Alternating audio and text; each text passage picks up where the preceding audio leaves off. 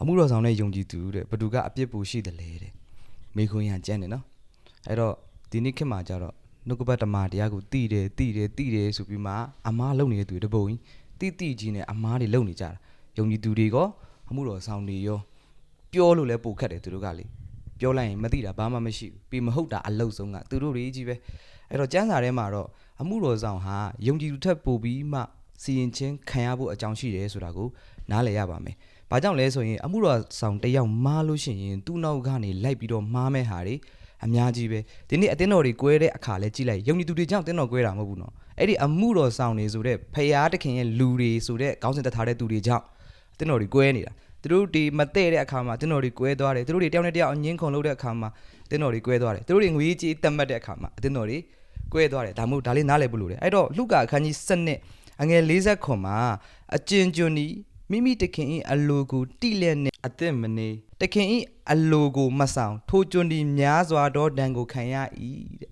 ဖယားတခင်ရဲ့အလိုတော်ကိုတိတဲ့သူတယောက်နော်အမှုတော်ဆောင်ဆိုတာဖယားရဲ့အလိုကိုပိုတိရလေသူကျမ်းစာပိုတိတာ哦ကျမ်းစာကြောင့်လည်းတက်ဘူးတယ်ဆိုတော့ပိုတိပြီးမှတဲ့ဖယားရဲ့အလိုကိုမဆောင်ရင်တဲ့သူကများစွာသောဒဏ်ကိုခံရ၏အလိုတော်ကိုတိကြီးနဲ့အလိုတော်ကိုမဆောင်ရင်ဒဏ်အများကြီးခံရမယ်လို့ကျမ်းစာမှာပြောထားတယ်အဲ့တော့ဒီနေ့ခေတ်မှာဗတ်လိုက်တဲ့အမှုတော်ဆောင်တွေတိတ်ရှိတယ်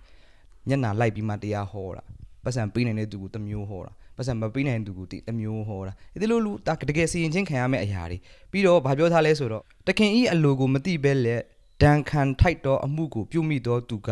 အနှဲငယ်တော့ဒဏ်ကိုဒါခံရ၏တဲ့နော်ဘုရားတခင်ရဲ့အလိုတော်ဆိုတာဘာမှမသိတဲ့သူကအမှားလုပ်လို့ရှိရင်အနှဲငယ်ပဲခံရမယ်တဲ့အကျဉ်သူဒီများစွာတော့ဂျေဇုကိုခံရ၏ထိုသူဒီအများကိုဆက်ရမည်အကျဉ်သူ၌များစွာတော့ဥစ္စာကိုအနှင်း၏ထိုသူကိုများစွာတောင်းလိုက်မည်အဲ့တော့ဘုရားပူသုံးတယ်ဆိုတဲ့အမှုတော်ဆောင်ကပုံမားလို့ရှိရင်ပို့ပြီးတော့စီရင်ခြင်းခံရမယ်အတင်းသားပုံများတဲ့အမှုတော်ဆောင်ကပုံမားလို့ရှိရင်ပို့ပြီးခံရမယ်ဆိုတာကိုကျမ်းစာမှာပြောရတာဖြစ်ပါတယ်ဒါကြောင့်မလို့ယုံကြည်သူနဲ့အမှုတော်ဆောင်မှာအမှားတစ်ခုကိုလုပ်တဲ့အခါမှာဘသူကပိုခံရဖို့ရှိလဲဆိုရင်အမှုတော်ဆောင်တွေဟာပိုပြီးခံရဖို့ရှိပါတယ်ကျမ်းစာမှာလည်းဗာပြောထားလဲဆိုတော့အမှုတော်ဆောင်တယောက်ကတဲ့ယုံကြည်သူငယ်တွေကိုလွဲမားစွာတွင်တင်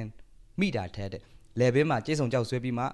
ပင်လေအလဲမှာခုံချလိုက်ရင်တော့ဒါရွေးကောင်းတယ်ဒါကြောင့်ဩဝါဒအလွဲတွေယုံကြည်သူတွေရဲ့ရှေ့ရေးတွေကိုပြက်ပြားသွားအောင်ယုံကြည်သူရဲ့အကျင့်တွေကိုပြက်ပြားသွားအောင်လှုပ်တာတွေယုံကြည်သူတွေရဲ့ဘဝကိုဆုတ်ပြတ်သွားအောင်ချဲလဲတာတွေဒါတွေအားလုံးကတည့်ရကြလို့ရှိရင်ဖခင်ရဲ့ရှေ့မှာကြီးစွာသောစီရင်ခြင်းကိုခံရအောင်မယ်ဆိုတာကိုနားလည်စေချင်ပါတယ်ယာကုပ်ခန်းကြီး3ငယ်1မှာလဲငါညီကိုတို့ငါတို့ဒီတာ၍ကြက်သေးသောစစ်ကြောချင်းကိုခံရမည်ဟု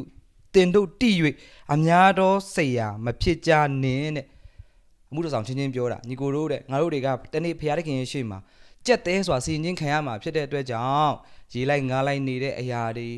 အယူလွဲတဲ့ဆရာတွေတက်တောင်းတက်တာဖြစ်ပြီးမှနော်ဒီအနေစားချောင်အောင်လုပ်နေတဲ့အမှုတော်ဆောင်တွေအဲ့ဒီဆရာကြီးနဲ့မတူအောင်နေဖို့အတွက်တိုက်တွန်းခွန်အားပေးရတာဖြစ်ပါတယ်ဒါကြောင့်မလို့